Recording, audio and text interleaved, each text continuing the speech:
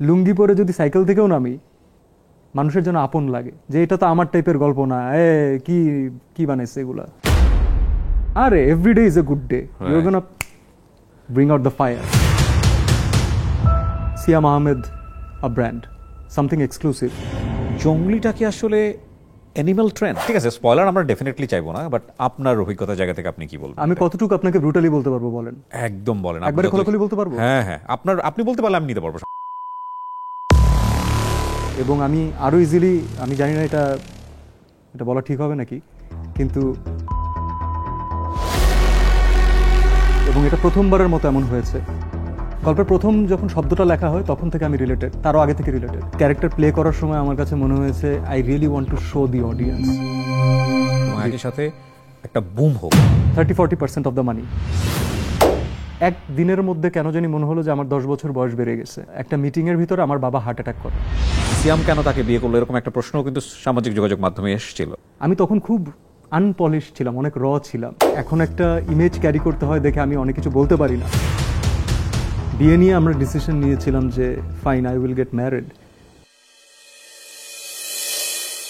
আসসালামু আলাইকুম প্রিয় দর্শক, আপনাদের সবাইকে আমন্ত্রণ জানাচ্ছি all time milk bread presents the Kibria শোতে। আজকের এই সন্ধ্যায় যারা আমার সঙ্গে যুক্ত হয়েছেন তাদের সবার জন্য জানিয়ে রাখছি, আমাদের এই অনুষ্ঠানটি আপনারা দেখতে পাচ্ছেন আমাদের সামাজিক যোগাযোগ মাধ্যম ফেসবুক পেজে। ওখানে কিবরিয়া শো নামে একটা পেজ আছে, আপনারা নিশ্চয়ই জানেন। এবং একই সাথে আমাদের যে ইউটিউব চ্যানেলটি রয়েছে নেক্সাস টেলিভিশনের ইউটিউব চ্যানেল, সেখানে তো আপনারা দেখতে পাচ্ছেনই। তো আজকের এই সন্ধ্যাটি যার সঙ্গে আমার কাটবে, তিনি বাংলাদেশের চলচ্চিত্র অঙ্গনে অত্যন্ত জনপ্রিয় একজন মানুষ এবং শোবিজ অঙ্গনে তো নিশ্চয়ই আমাদের সবার প্রিয় সিয়াম ভাই। সিয়াম ভাই, অনেক অনেক অভিনন্দন এবং একই সাথে ধন্যবাদ জানাচ্ছি আমার এই অনুষ্ঠানে আসার জন্য। আসসালামু আলাইকুম, thank you so much for having me.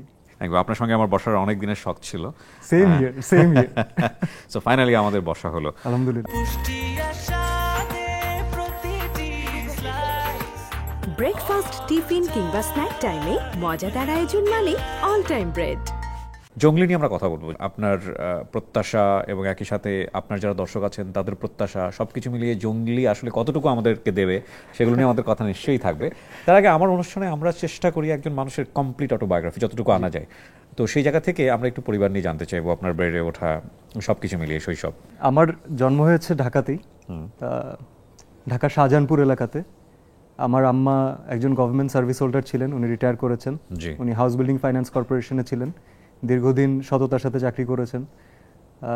আমার আব্বাও একজন সার্ভিস হোল্ডার ছিলেন, হি ওয়াজ অলসো অ্যান অ্যাডভোকেট।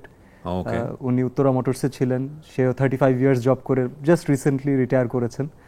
আমি বাবা মায়ের একমাত্র সন্তান। একমাত্র সন্তান। ওকে। তো কিছু জিনিসের প্রেশার আমার উপরে ছোটবেলা থেকে থাকে না, যে একমাত্র সন্তানদের উপরে। ডেফিনেটলি আপনি শোবিজ অঙ্গনে আসবেন এটা নিশ্চয়ই পরিকল্পনাই ছিল না? কখনোই না, না তাদের না আমার, আচ্ছা, কারোই ছিল না। কারণ আমার ছোটবেলা থেকে আমাকে এভাবেই বড় করা হয়েছিল যে বড় হবে, ঢাকা ইউনিভার্সিটিতে পড়বে। যেহেতু আমার বাবা মা দুজনই ঢাকা ইউনিভার্সিটির স্টুডেন্ট এবং আমার আম্মা 3টা মাস্টার্স করেছেন, আব্বা ল ডিপার্টমেন্টে ছিলেন। তো তাদের কাছে আমার কাছে একমাত্র চাওয়াই ছিল, তুমি এডুকেশন ওয়াইজ তুমি মানুষের মতো মানুষ হবা। কারণ আমরা দুজনই সার্ভিস হোল্ডার, আমরা তোমার জন্য এমন কোনো আহামরি জিনিস রেখে যাব না এবং তোমাকে অনেক কিছু দেওয়ার জন্য আমি আমার সততা বিক্রি করব না। তুমি তোমার যোগ্যতায় আগাবা, তোমার পড়াশোনার জন্য যেটা রাখে সেটা আমাদের পক্ষ থেকে তোমার জন্য ইনভেস্টমেন্ট হবে। এরপরে আমরা তোমাকে ভালোবাসা ছাড়া, আদর দেওয়া ছাড়া আসলে আমাদের আর কিছু দেওয়ার থাকবে না। এবং আমি এই মটোতেই বড় হয়েছি। I was self dependent. আমি আমার এসএসসি মতিঝিল মডেল থেকে আমি আমার এসএসসি দিয়েছি, নটরডেম কলেজ থেকে আমার এইচএসসি দিয়েছি। তো ইন্টারের টাইম থেকে আমি আলহামদুলিল্লাহ সেলফ সাফিসিয়েন্ট। আমি স্টুডেন্ট পড়াতাম তখন থেকেই। এবং কলেজের পরে প্রথম ঢাকা ইউনিভার্সিটিতে ভর্তি হই। কোন সাবজেক্টে? Accounting and information systems. Totally different, কোথাও অ্যাকাউন্টিং আর কোথাও আজকের পরেরটা তো আরো ডিফারেন্ট। ওকে, সো শুনি, তারপরে আপনি ঢাকা ইউনিভার্সিটিতে ভর্তি হওয়ার পরে কি হলো আসলে? ঢাকা ইউনিভার্সিটিতে ভর্তি হওয়ার পরে অ্যাকাউন্টিং এ তো ফাঁকি ঝুঁকি দেওয়ার কোনো সুযোগ নাই আমি যতদূর জানি। এবং আমার বাসা থেকে আমি প্রথম দিন থেকেই জানি যে আমাকে অন্য কোনো ডিপার্টমেন্টে গেলে হবে না, আমাকে অ্যাকাউন্টিংয়েই ভর্তি হতে হবে। কারণ আমার বাবা মা আমাকে এভাবে বলে বড় করেছেন যে আমার খালু, উনি মারা গেছেন, but he was the first charter accountant of Bangladesh. So উনি আমাদের ফ্যামিলিতে এত ইনফ্লুয়েন্সিয়াল একটা ফিগার, যে একটা থাকে না যে আইডিয়ালিস্টিক পার্সোনালিটি। তো তো তাদের কথা হচ্ছে you will be a charter accountant, এবং চার্টার অ্যাকাউন্টেন্ট হওয়ার জন্য সবচেয়ে ভালো মাধ্যম হচ্ছে accounting department Dhaka university. Right. তো আমি আল্লাহ আমাকে এতটা রহম করেছেন, এতটা সাহায্য করেছেন, আমি এক্সাম দিয়ে একেবারে অ্যাকাউন্টিংয়েই চান্স পেয়েছি। ফাইন্যান্সে যাওয়ার সুযোগ ছিল আমার, মার্কেটিংয়ে যাওয়ার সুযোগ ছিল, বাট আই চোজ অ্যাকাউন্টিং। তবে পড়াশোনা শুরু করার পরে, পার্টিকুলারলি 1 বছর যাওয়ার পরে আমি রিয়ালাইজ করি, ফার্স্ট ইয়ার যাওয়ার পরে রিয়ালাইজ করি যে সামহাও আমি এনজয় করছি না। অ্যাকাডেমিক্যালি আই ওয়াজ আ ঠিকঠাক স্টুডেন্ট অলওয়েজ, আলহামদুলিল্লাহ, কিন্তু আমি কখনোই সেই জিনিসটা করতে পারি না যেটা আমাকে টানে না। Okay. I can not be the best, to be honest, I will just be an average. তো এর মধ্যে আমার লাইফের সবচেয়ে বড় ঘটনাটা ঘটে। একটা মিটিংয়ের ভিতরে আমার বাবা হার্ট অ্যাটাক করে, অফিসের একটা মিটিংয়ে, এবং তখন হচ্ছে আমি স্টুডেন্টের বাসায় ছিলাম মোস্ট প্রবলি।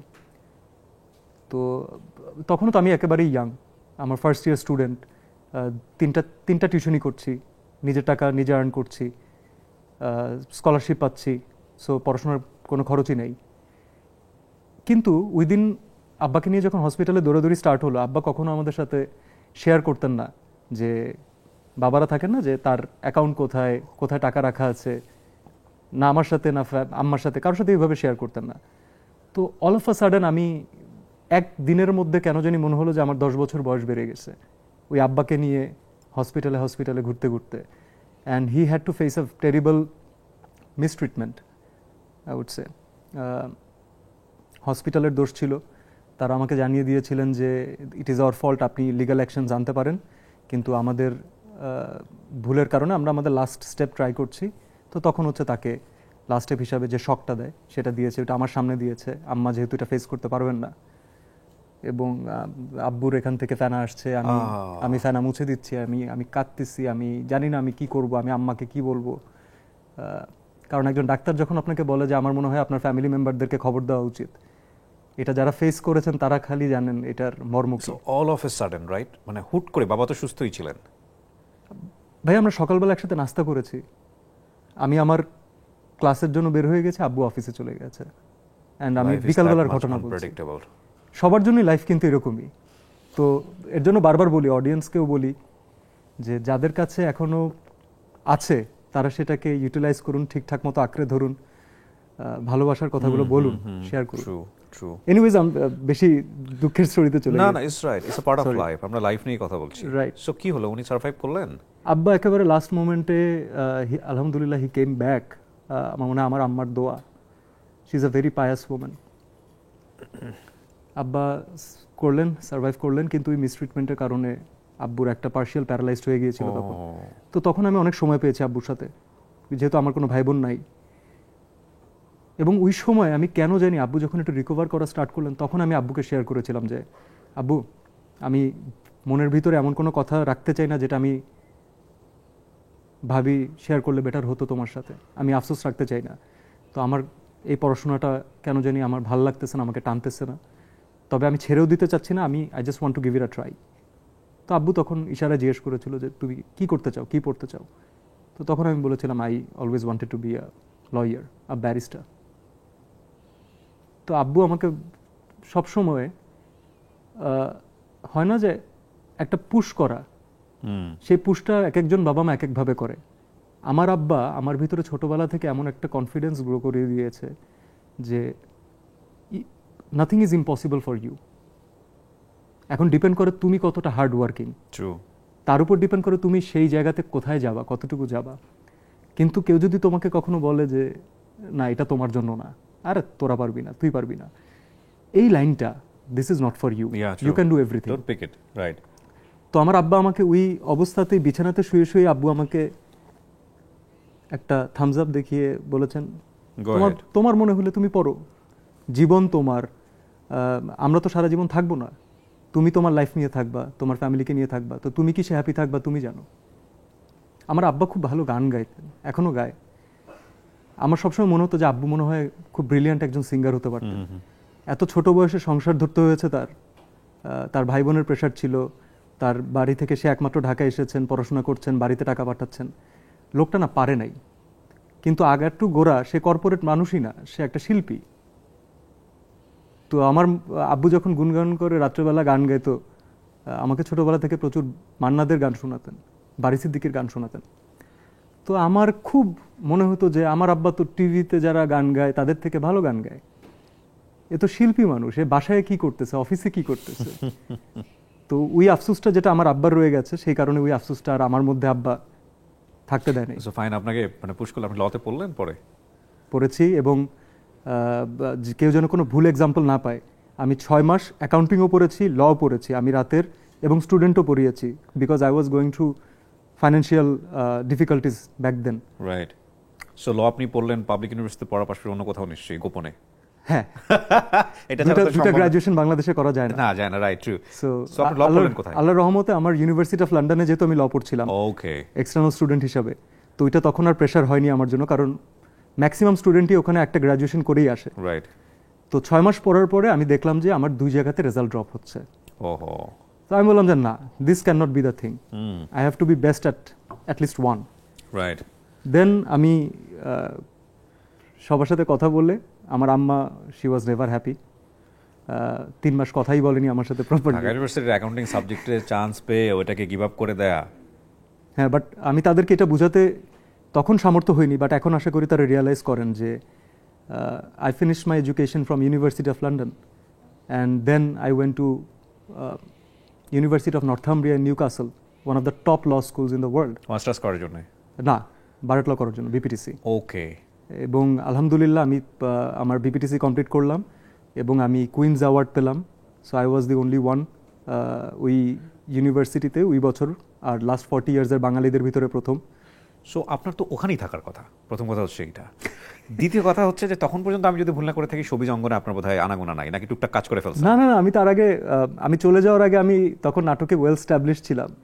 তো আপনি এর মাঝখানে নাটকে ঢুকে গেলেন কিভাবে? সেটা তো আরেকটা ডিফারেন্ট গল্প। সেটা ছিল যে তখন আমি ল পড়ি। জি। তো তখন হচ্ছে আমি প্রথম একটা অডিশনে গিয়েছিলাম আমার এক ফ্রেন্ডের সাথে। হ্যাঁ। তো তখন আমারও কিছু ছবি তুলে রেখেছিল, এবং কেন গিয়েছিলাম, কারণ হচ্ছে ওর সাথে কেউ যাওয়ার ছিল না, ও একা যেতে পারছিল না। তো যে কাজের জন্য ও গিয়েছিল, সেই কাজের জন্য পরবর্তীতে আমার ছবি দিয়ে তারা ক্যাম্পেইন করেছেন। ওকে। তো ওই ছবি দেখে ডিরেক্টর আদনান আল রাজীব, উনি আমাকে একটা কাজের জন্য অডিশনের জন্য ডাকেন। হ্যাঁ। তো আমি যাওয়ার পর, মানে আমি জানতাম না এটা অডিশন, আমি তো ভেবেছিলাম যে আমাকে মনে হয় সিলেক্টই করে ফেলেছে। ওকে। তো ওই আমার প্রথম, আমার এখনো মনে আছে, একটা রুমের ভিতরে 90 জনের বেশি ছেলে ছিল, এবং প্রত্যেকে মডেল, স্ট্যাবলিশ, গুড লুকিং। তো আমি প্রথম দিনই আমার অডিশনের আগে ভেবেছিলাম যে আম ডান, এখানে সম্ভবই না। এবং আলহামদুলিল্লাহ ওইটাই আমার প্রথম সিলেক্টেড হই ওখানেই, এবং আদনান রাজীবের ডিরেকশনে আমার প্রথম বিজ্ঞাপন আসে, এবং ব্যাক টু ব্যাক ওখান থেকে কাজ আসে। এবং কেন করেছি কিবরিয়া ভাই, সেটাও আমি এখন খুব গর্ব করে বলতে পারি। মনে আছে যে তখন আমি 3টা স্টুডেন্ট পড়াতাম। হ্যাঁ। তো 3টা স্টুডেন্টের বাসায় আমার সপ্তাহে 5 দিন করে যেতে হতো, এবং প্রত্যেকটাতে রিক্সা ভাড়া দেওয়া, আসা যাওয়া, আমার নিজের পড়াশোনা, law is a difficult subject. তো আমি দেখছি আমার রেজাল্টও সময় দিতে পারছি না, ভালো হচ্ছে না, ওদিক থেকে আমার প্রচুর সময়ও চলে যাচ্ছে। যখন আমি বিজ্ঞাপন করলাম, ভালো একটা অঙ্ক না খুব ভালো অঙ্ক না, তাহলে প্রথম ছবি তোলার জন্য যেটা হয়েছিল সেখানে 5,000 টাকা দিয়েছিল। হ্যাঁ। আমার তো খুবই ভালো লেগেছে, কারণ আমি 5 ঘন্টা না 4 ঘন্টা কাজ করেছি, আমাকে 5,000 টাকা দিয়েছে। আর পুরো মাস পরে আমার 5,000 টাকা হচ্ছে এক্স্যাক্টলি আমার পুরো মাসের বেতন, মানে আমাকে দেওয়া হয়। টিউশন তো তাই। তো আমি ওটার জন্য আমি গ্রেটফুল, কারণ ওটা আমার একটা সুন্দর আমার জার্নি পার্ট। তো আমাকে তখন একটু বিজনেস ওয়াইজ ক্যালকুলেট করতে হয়েছে যে আমাকে এখানকার সময় কমাতে হবে, আমাকে আমার এফিসিয়েন্সি বাড়াতে হবে। তো আমার কাছে এখানে বেসিক্যালি ব্রুটাল ট্রুথ যেটা, সেটা হচ্ছে যে সিয়াম আহমেদ ওখানে আসলে স্টার হওয়ার জন্য আসেনি, ওনাকে মনে হয়েছে যে না, এটা একটা handsome amount of money, so আমি এখানে সময় দিলে আমার এই অর্থটা আমাকে better. That was survival. So ব্রেক থ্রুটা আসলে কোন কাজের মধ্য দিয়ে, যে না সিয়ামকে চিনে ফেললো বাংলাদেশের মানুষ? আমার বেশ কিছু বিজ্ঞাপন তখন অলরেডি খুব ফেমাস হয়ে গিয়েছিল। হ্যাঁ। তো চেহারার পরিচিতি ছিল। তো তখন একটা ব্যাপার ছিল যে যে ব্র্যান্ডের বিজ্ঞাপন করতাম, ওই ব্র্যান্ডের নাম দিয়ে আমাকে চিনতো, আমার নামে আমাকে হয়তো চিনতো না। আমার মনে হচ্ছে মুঠোফোন কোম্পানি রবির একটা বিজ্ঞাপন করছিলাম, তো তখন আমাকে রাস্তায় এমন অনেক মানুষ আছে বেলি রোডে আমাকে বলেছে ওই যে রবির বাচ্চা হারিয়ে যাওয়ার ছেলেটা। তো আমার ফ্রেন্ডরা আমাকে দুষ্টামি করে পাশে যে থাকতো, সে বলতো যে কি কাজ করলি তো নামই জানে না, ফ্রেন্ডরা যেভাবে বলে আর কি। তো সেখান থেকে আসলে নিজের নামে পরিচিতি হওয়াটাতে একটা লম্বা সময় লেগেছে। আমি পার্টিকুলারলি বলতে পারবো না যে কোন কাজের ব্রেক থ্রু, বাট আমার প্যাশন দিয়ে সবচেয়ে কোয়ালিটি ওয়ার্কগুলো আমার মনে হয় এসেছে যখন আমি সেকেন্ড ইনিংস স্টার্ট করেছি, আবার ব্যাক করেছি কাজে দেশের বাইরে থেকে। দেশের বাইরে থেকে এসে। ওকে, সো দেশের বাইরে থেকে আসাটা কি মানে সাধারণত আসে না কেউ, রাইট? আমার আচ্ছা, এই প্রশ্নটা কেউ কখনো করেনি আমাকে, this is the first time আপনি করলেন। আমরা যেদিন আমাদের এক্সাম শেষ করেছি, তো তার আরও এক সপ্তাহ আগে আমার মনে হচ্ছিল যে আমাকে টিকিটটা বুক করতে হবে, কারণ আমি আমার আব্বা আম্মার সাথে ঈদ করতে চাই। ওকে, আমার আব্বা আম্মাকে আমি দেখি না অনেকদিন হয়ে গেছে। এর মধ্যে আমাকে একটা অফার আসলো রেজাল্টের উপর বেস করে ফ্রম ইউনিভার্সিটি অফ এসেক্স। সেটা ছিল যে আমাদের 3 বছরের পিএইচডি ডিগ্রির জন্য, প্লাস টিচিং অ্যাসিস্ট্যান্ট হিসেবে ওরা আমাকে ওখানে কাজ দেবে, প্লাস ওদের ক্রিকেট টিমে খেলার জন্য। পুরো লাইফ চেঞ্জিং অফার। এবং আমার মনে হচ্ছিল যে আমি যদি আরও একদিন এটা নিয়ে বেশি চিন্তা করি, I might say yes. So the very next day আমি বাংলাদেশে চলে আসি। বাবা মা জানতো এটা? না। এবং আমার আব্বা আম্মাকে, এটাও একটা গল্প, এটাও একটা ফিল্ম। আমার ফ্রেন্ডরা আমার বাসায় গিয়েছে, ওরা বাবা মাকে বলেছে যে সিয়াম তো এই ঈদে আসতে পারবে না, তো আমাদেরকে বলছে যে আপনাদের একটা ভিডিও করে যেন আমি পাঠাই ওকে, ও তো ঈদে আসতে পারবে না, ওর তো খুব মন খারাপ। তো আমার ফ্রেন্ডরা হচ্ছে বাবা মার সাক্ষাৎকার নিচ্ছে। আমার বাবা মা আমাকে ছাড়া ঈদ করা যে কতটা কষ্টের এটা বলছে, এবং তারা কাঁদছে। এবং এই মোমেন্টে হচ্ছে আমার ডোরবেল। ও ওয়াও। এবং আমার মা, আমার আব্বা মনে হয় আরেকটা, আল্লাহ মাফ করুক, আরেকবার সে কিছু একটা ঘটে যেত তার সাথে, সে এতটা শকড হয়েছিলেন। কিন্তু উই হাগ, আমি যে তাদেরকে সালাম করলাম, হাগ করলাম, আমার মনে হয় যে জীবনে নেক্সট সবচেয়ে সুন্দর হাগ হয়েছে হচ্ছে এখন আমার ছেলের সাথে যেটা আমার হয়। এইরকম সুন্দর মোমেন্ট আমার লাইফে আর আসবে নাকি আমি জানি না। মাশাআল্লাহ, you have a very beautiful family. শুধুমাত্র আপনি যে ফ্যামিলিতে জন্মগ্রহণ করেছেন সেটা না, আপনি যাকে বিয়ে করেছেন, লাইফ পার্টনার, সেখানেও একটা অসম্ভব সুন্দর স্টোরি আছে যেটা বাংলাদেশের মানুষ সবাই জানে। How lucky I am. Yes, definitely you are. এবং সবচেয়ে বড় কথা হচ্ছে আপনি যে মানুষগুলোর সঙ্গে থাকেন, সেই মানুষগুলোকে নিয়ে যদি আপনি প্রাউড ফিল করেন, এর চাইতে বড় হ্যাপিয়েস্ট মোমেন্ট আর লাইফে কিছু হতে পারে না। বাট বাংলাদেশের মানুষ অনেক বেশি জাজমেন্টাল। লাইক এটা বোধহয় শুধু বাংলাদেশের মানুষ না, এটা সারা পৃথিবীর মানুষই, তারা যারা সেলিব্রিটি শোবিজ অঙ্গনে যাদের সামনে থাকেন সবসময়, তাদেরকে নিয়ে কথা বলতে পছন্দ করেন।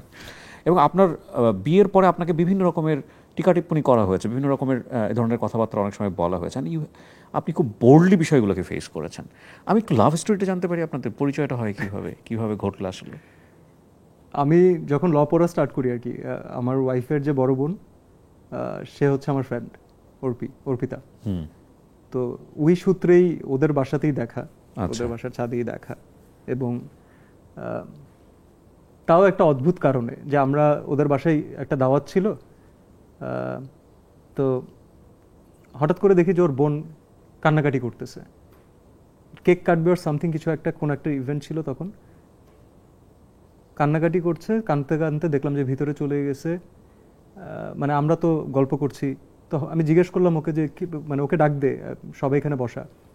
তো বলতেছে আর বলিস না, ও কাঁদতেছে। কেন কাঁদতেছে? কারণ হচ্ছে ওর মা হচ্ছে, মানে আমার শাশুড়ি, উনি হচ্ছেন উমরায় গিয়েছিলেন তখন। ও 2 ঘন্টা হয়ে গেছে, ওর মায়ের সাথে কথা বলতে পারতেছেন। ওর মনে হচ্ছে যে কোনো একটা অকারেন্স ঘটেছে, মা কেন ফোন ধরছে না, আমি আম্মুর সাথে কথা বলবো। একটা বড় মেয়ে এভাবে করে ভ্যাভা করে কাছে, কারণ হচ্ছে 2 ঘন্টা হলো মাত্র, ওর মায়ের সাথে কথা বলতে পারছে না। তো তখন জিনিসটা নিয়ে আমরা হাসাহাসি করেছি যে আর বাচ্চা মানুষ নাকি, হয়তো উনি ট্রাভেলিংয়ের ভিতরে আছেন, নেটওয়ার্ক নাই, ইন্টারনেট পাচ্ছে না। পরে আমার কাছে মনে হলো যে মানে হোয়াট আ বিউটিফুল কানেকশন। মানুষের সাথে তো মানুষের এমনই কানেকশন হওয়া উচিত, মায়ের সাথে, বাবার সাথে।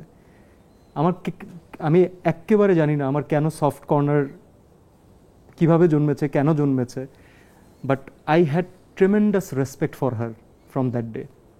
এবং যখন আমার বিয়ে নিয়ে আমরা ডিসিশন নিয়েছিলাম যে fine, I will get married, আমার মনে হয়েছে আমার বাসায় এমন একজন মানুষকে দরকার যে আমি না থাকলে আমার বাবা মাকে এভাবে করে আগলে রাখবে, আমার বাবা মাকে না খুঁজে পেলে she will feel for that. এবং এটা এখন পাওয়া খুবই ভাগ্যের ব্যাপার। সো আপনাদের রিলেশন কত বছরের, মানে বিয়ের আগে? আমি জানি না, রিলেশন 2012 থেকে, সো কত বছর, 22-তে 10 আর 3-13। বিয়ে হলে কত বছর? 2018-তে বিয়ে হয়েছে। 2018-তে বিয়ে হয়েছে। বিউটিফুল।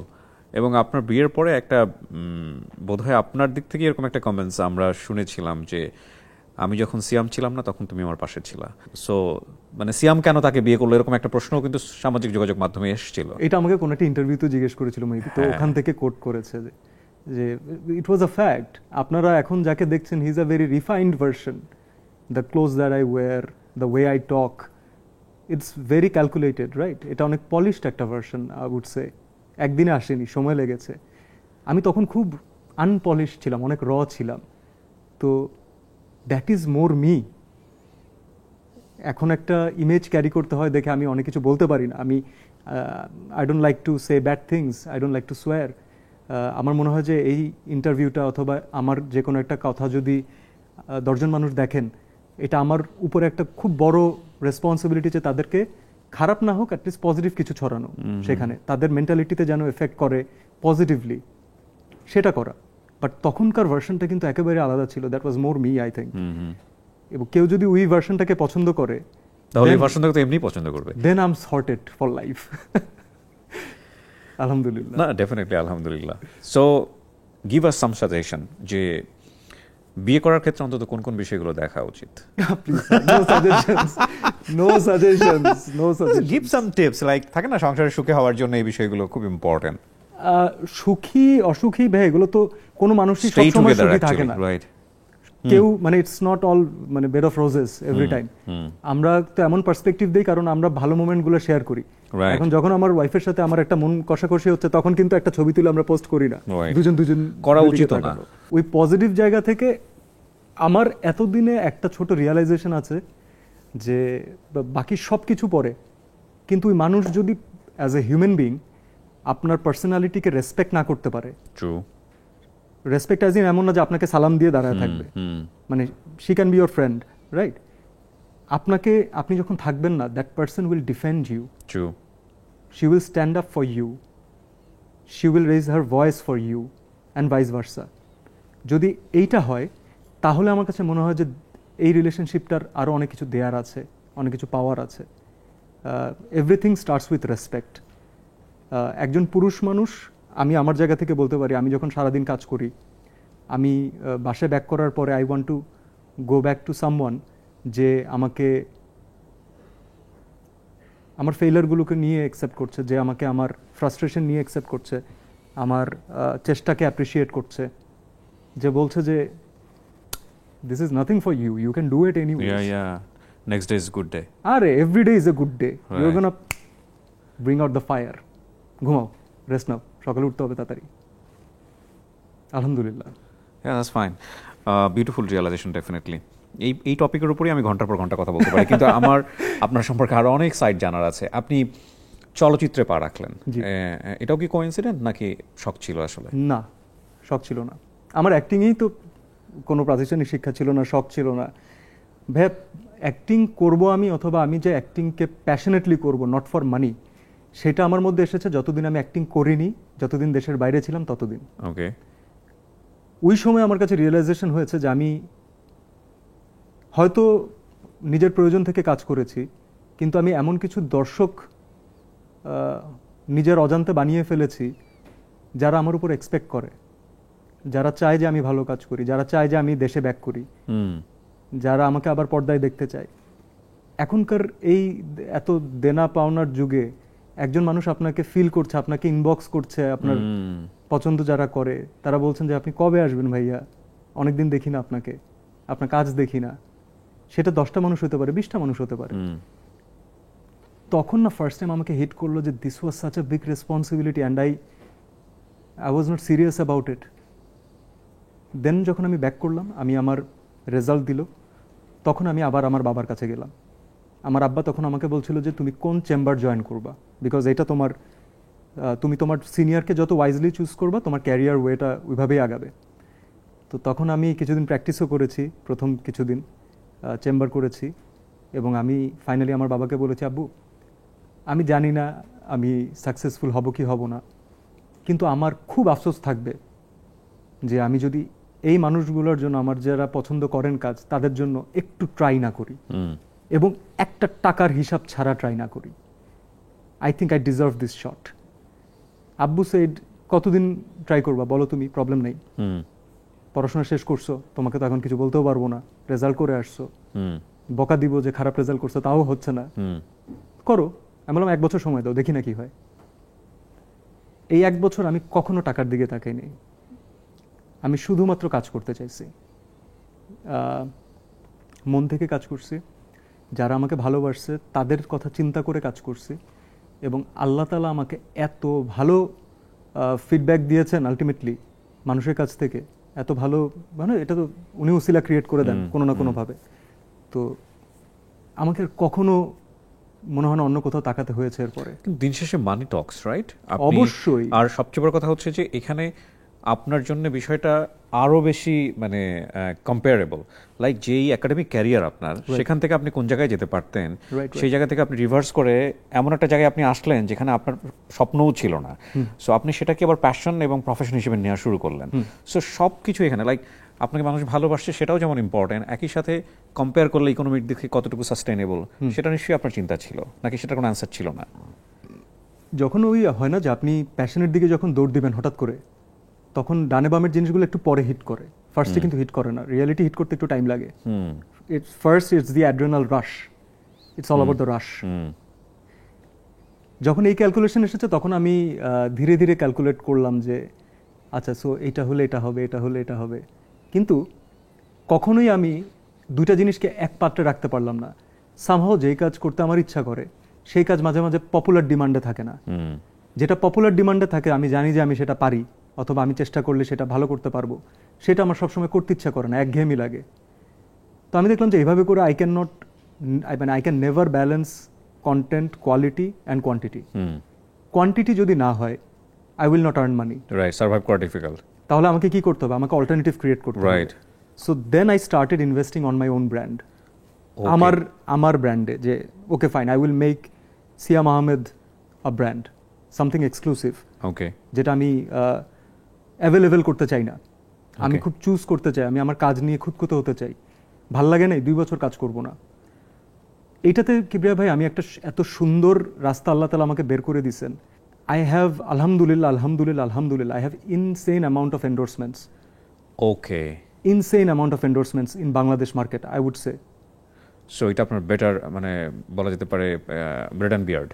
আমি বলবো যে আমাকে আমার ফ্যামিলির জন্য, আমার লাইফস্টাইলের জন্য, আমার মানুষকে কোনো না কোনোভাবে তাদের কাছে থাকার জন্য, সাহায্য করার জন্য কখনো 2 বার চিন্তা করতে হয় নাই। And I am thankful of this decision. My endorsements are good.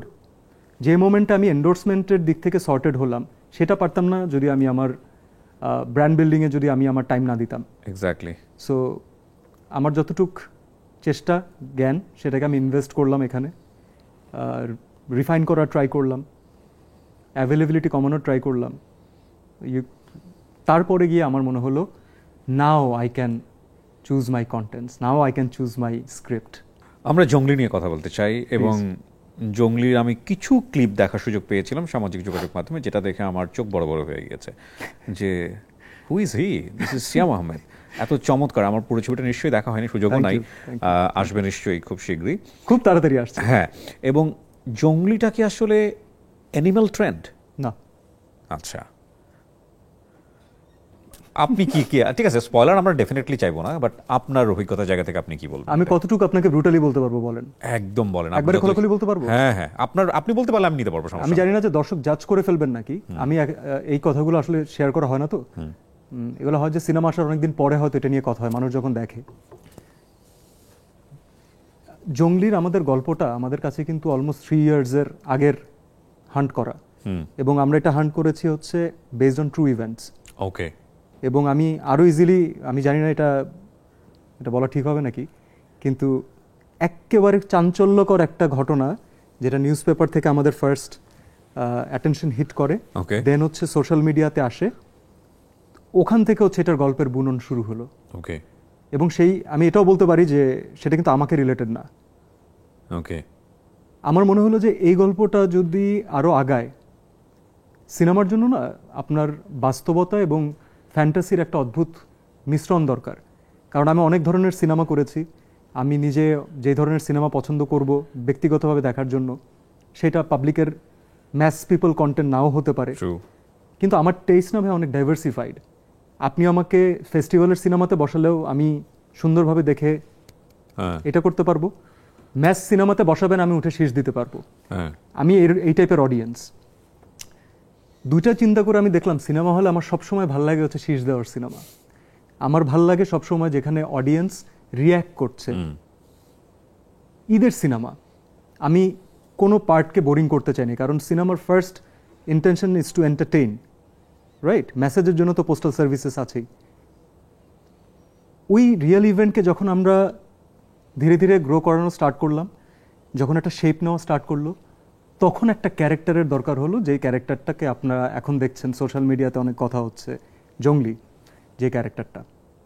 এই ক্যারেক্টারটাকে আমরা খুব সুন্দর রাখতে পারতাম, এটাকে চশমা পরিয়ে ক্লিন শেভ করে স্যুট পরিয়েও বসিয়ে রাখতে পারতাম, হয়তো যদি গল্প ডিমান্ড করতো এরকম। এখন আমার মনে হচ্ছে অ্যাজ আ পারফর্মার এটা খুব ওয়েস্টেড অপরচুনিটি হবে যদি আমি এই ক্যারেক্টারের ডিফারেন্ট লেয়ার না ট্রাই করতে পারি। কারণ whenever we are showing a transformative journey কিন্তু এমনভাবে গেলে কখনো আমার সেটা অ্যাজ অ্যান অডিয়েন্স আমার কখনো এন্টারটেইনিং লাগে না। It has to be a roller coaster. Ups and down. এবং উদ্দেশ্য কিন্তু এটা না কাউকে প্রভাবিত করা। আপনি এটা দেখুন যে একটা মানুষকে যারা সোসাইটিতে, যাদেরকে আমরা মানুষ হিসেবে গণ্য করি না, ব্যাড এক্সাম্পল হিসেবে ধরি, worst person to be, no one will have a friendship, কোনো পরিবার থাকবে না, ফল্ট সব বদভ্যাস আছে, এই ধরনের একটা মানুষ কি আদৌ পরিবর্তিত হতে পারে?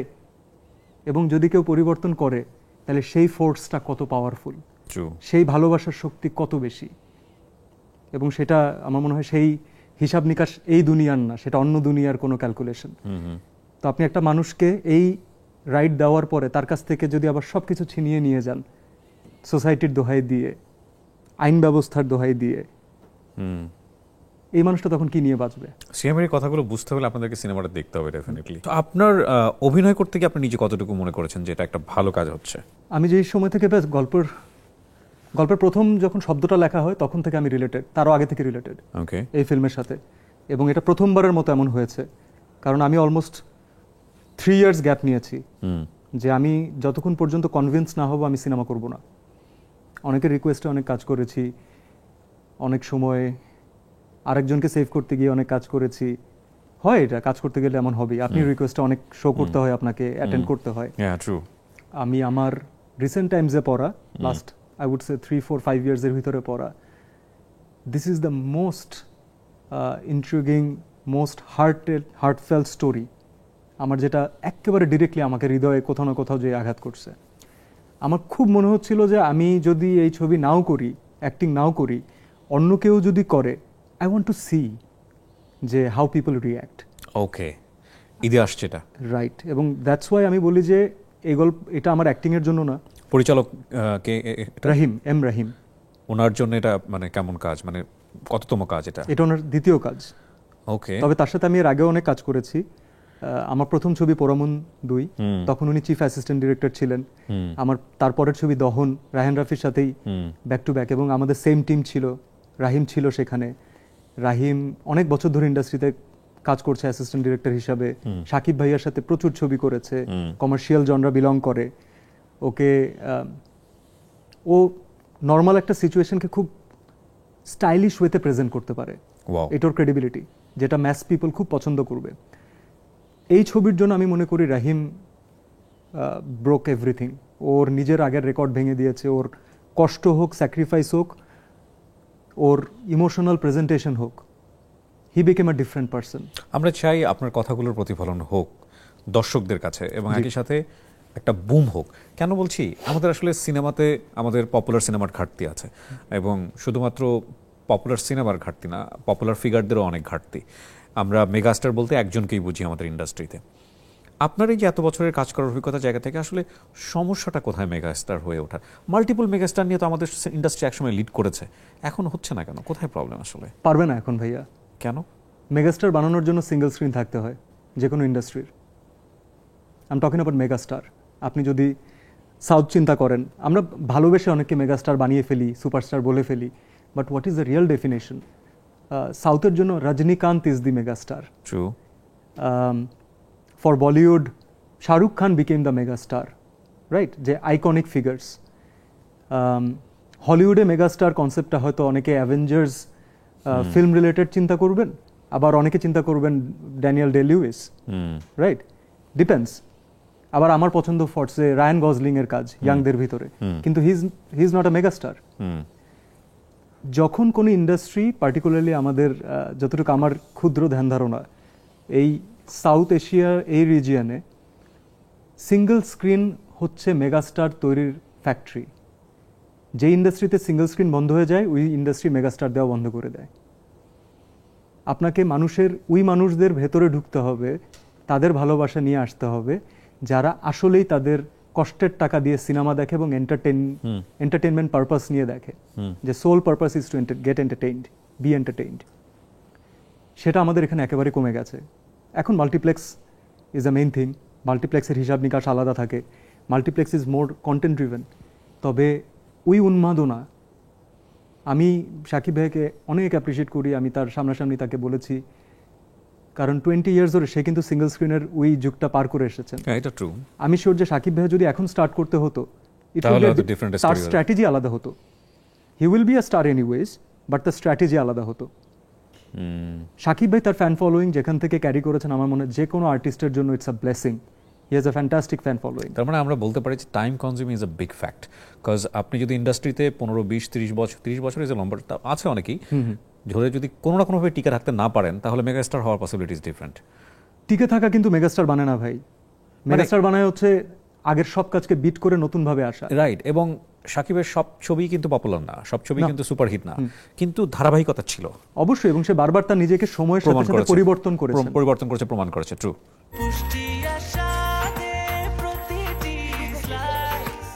ব্রেকফাস্ট, টিফিন কিংবা স্ন্যাক টাইমে মজাদার আয়োজন মানে all time bread.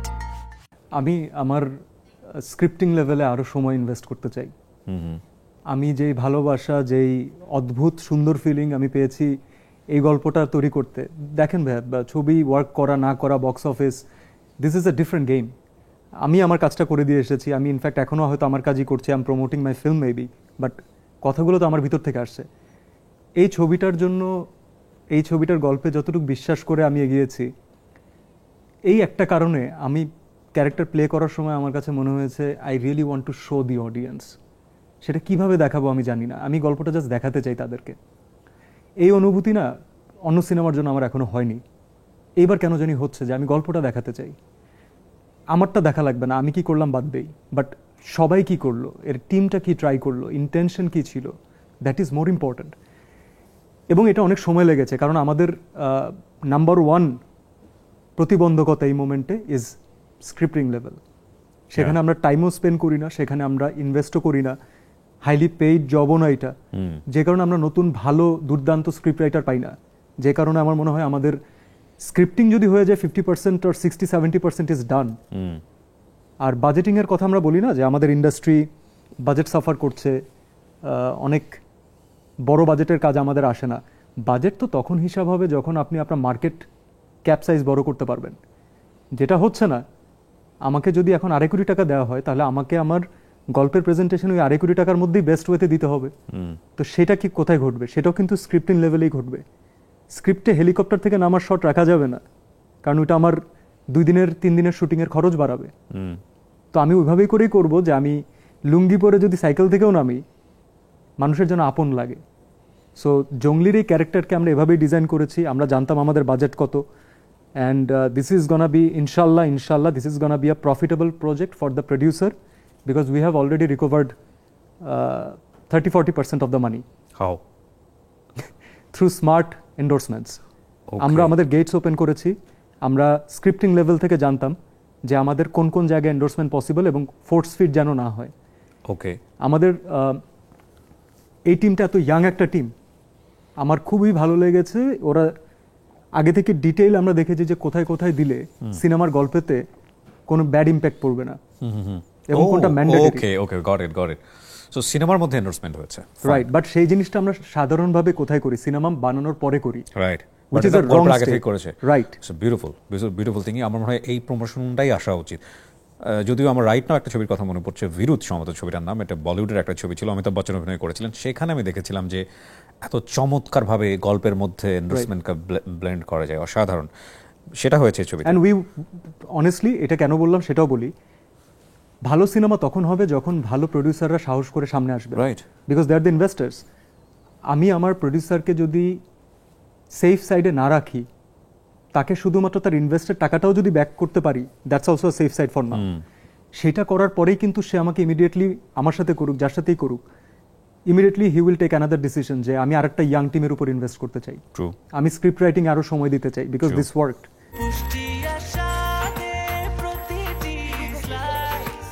Breakfast, tiffin কিংবা স্ন্যাক টাইমে মজাদার আয়োজন মানে অল টাইম ব্রেড। আমি আপনার সাথে একটু শেয়ার করতে চাই, কারণ আমার মনে হয় অডিয়েন্সের দে ডিজার্ভ টু নো, যারা টাকা খরচ করে দেখতে যাবেন। আমাদের জঙ্গলিতে আমরা গল্পটাকে, যদি আমি ওয়ান লাইনারে বলি অথবা সত্য ঘটনা অবলম্বনে যেগুলো হয়, জি, সেই গল্পগুলোতে সাধারণত ম্যাস পিপল ইন্টারেস্টেড থাকে না। সেটা একটা পার্টিকুলার দর্শককে আকর্ষণ করে, পার্টিকুলারলি যদি বলি সিনেপ্লেক্স অডিয়েন্সকে আকর্ষণ করে। বাট এই গল্পটা না এত সহজ এবং এত সবার জানা গল্প, ভেতরের গল্প, ইমোশনের গল্প। আমরা পুরো টিম থেকে আগে থেকে ডিসিশন নিয়েছি, আমরা core story we emotion carry করব, উই ভালোবাসাই ক্যারি করব, উই আদরই ক্যারি করব। আমাদের মোড়ক থাকবে হচ্ছে স্টাইলাইজড, আমাদের প্যাকেজিং থাকবে স্টাইলাইজড। কারণ যখন ম্যাস পিপলকে আপনি একটা ইমোশনাল গল্প টাচ করাতে পারবেন তার সুন্দর প্যাকেজিংয়ের মাধ্যমে, সে কিন্তু গল্পে ইনভলভ হয়ে যাবে। তখন সে জাজ করবে না যে এটা তো আমার টাইপের গল্প না, কি কি বানাইছে এগুলা। We hope perspectives will change someday, এবং এই প্যাকেজিংটা, এই স্টাইলাইজড ওয়ে অফ প্রেজেন্টেশন, এই পুরোটাই কিন্তু দর্শককে এন্টারটেইন করার জন্য, তারা যেন এক Right. সেকেন্ড বোর্ড না ফিল করেন। রাইট, এর মধ্যে থেকে আমাদের যেটা বলার, যে গল্পটা তাদেরকে শোনানোর, সেটা আমরা কানে চুপি চুপি শুনিয়ে চলে যাব। বিউটিফুল। বেস্ট অফ লাক সিয়াম ভাই, অনেক Thank অনেক you. শুভকামনা। আমরা চাই আমাদের ইন্ডাস্ট্রিতে অনেক ভালো কাজ হোক, you. আপনার হাত দিয়ে অনেক অনেক বেশি ভালো কাজ হোক। ব্রেকফাস্ট, টিফিন কিংবা স্ন্যাক টাইমে মজাদার আয়োজন মানে all time bread. This was such a nice opportunity for me, কারণ এতদিন কাজ করছি, আপনাকে আমি এত ভালো মতো চিনি, ছোটবেলা থেকেই কিন্তু অলমোস্ট আমরা দেখে আসছি, আপনার শো ফলো করছি।